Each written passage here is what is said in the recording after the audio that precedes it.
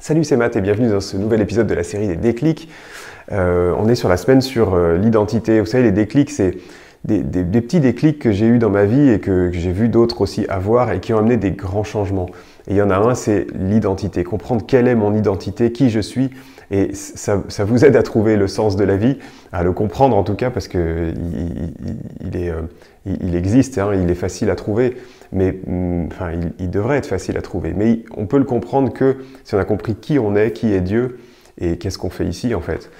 Et pour cette journée, j'avais à cœur de vous partager, je pense, mon point préféré, c'est le fait qu'on est apprécié. En Christ, on est apprécié. Et je vais vous lire pour ça Éphésiens 1, versets 15-16. C'est Paul qui parle aux Éphésiens. Alors vous pouvez imaginer que c'est Jésus lui-même qui vous parle. Enfin, ça peut fonctionner aussi, mais là c'est Paul qui parle. Et il dit « C'est pourquoi moi aussi, après avoir entendu parler de votre foi et de votre amour pour tous les saints, je ne cesse de dire toute ma reconnaissance pour vous quand je fais mention de vous dans mes prières. » Paul est reconnaissant pour ses frères. On sait que Jésus intercède pour nous auprès de Dieu et on peut aussi penser qu'il apprécie aussi ce qu'on fait, notre foi, notre amour, bien qu'il n'en ait pas du tout besoin en fait. C'est clair. Je pense qu'on peut comprendre qu'il apprécie nos efforts, qu'il a l'œil sur nous. Il y a plusieurs psaumes comme ça qui disent du haut du ciel, tu regardes la terre, tu prends ton plaisir dans les fils des hommes, tu les observes, tu regardes ce qu'ils font. Et il faut avoir cette pensée qu'il est auprès de nous, même si on se dit souvent il est loin, mais il regarde et il sait ce qu'on fait, il sait ce qu'il y a dans nos cœurs, il sait tout, mais il prend plaisir à nous voir traverser nos journées, à voir comment on va réagir, à voir quelles décisions on va prendre, bien qu'il le sache.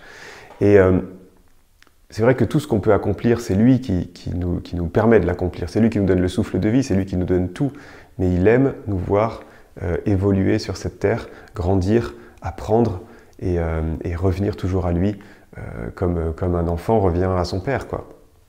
Et il y a un autre verset donc dans Éphésiens 2,10 qui est vraiment génial pour comprendre ça aussi.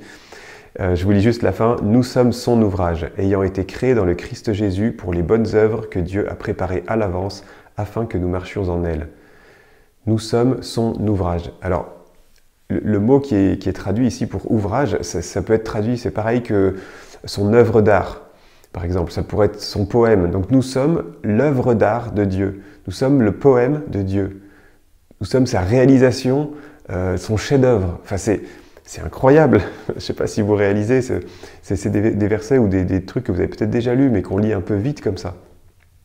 On est apprécié, on est sculpté par Dieu, on est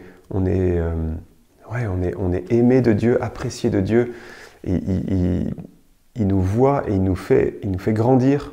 J'aime bien cette idée de sculpter comme une œuvre d'art. Vous savez, le caractère, le mot pour caractère, c'est le même mot que ciseau, comme ciseau à bois, vous savez, pour ciseau à bois ou à pierre, comme un sculpteur. Et ça fait penser que le caractère, c'est quelque chose qui doit être affiné, qui doit être corrigé, qui doit être mis en forme, et qui l'est des fois par les circonstances, par la vie, mais qui peut aussi l'être par des décisions, par des choses qu'on veut manifester, qu'on veut être. Et Dieu fait ça avec nous. On est son œuvre d'art, il nous forme pour être parfait comme lui est parfait. À condition qu'on lui donne ce ciseau, hein, qu'on ne le garde pas nous-mêmes pour essayer de faire mieux. Vous savez, on n'est jamais bien pour faire sur soi-même, on ne se rend pas bien compte. Donc voilà, gardez cette pensée pour aujourd'hui. Et rappelez-vous, encore une fois, dans vos pensées, dans vos prières, si on reprend depuis le début, là on est sur une série, donc c'est déjà la 3e ou 4e, je ne sais plus. Reprenez du début cette semaine sur l'identité, vous verrez qu'on est enfant de Dieu. Et rappelez-vous, je suis un enfant de Dieu, aimé et béni. Je suis un enfant de Dieu saint, appelé à être saint comme mon Père est saint. Je suis son ouvrage et je suis apprécié. Je vous laisse là-dessus. À demain pour un autre point encore sur l'identité. Ciao. Si tu aimes, clique sur j'aime, c'est la façon la plus simple de partager et d'inspirer d'autres personnes. Je t'invite aussi à t'abonner pour ne pas louper les prochains épisodes et pour oser changer tout ce qui doit changer dans ta vie.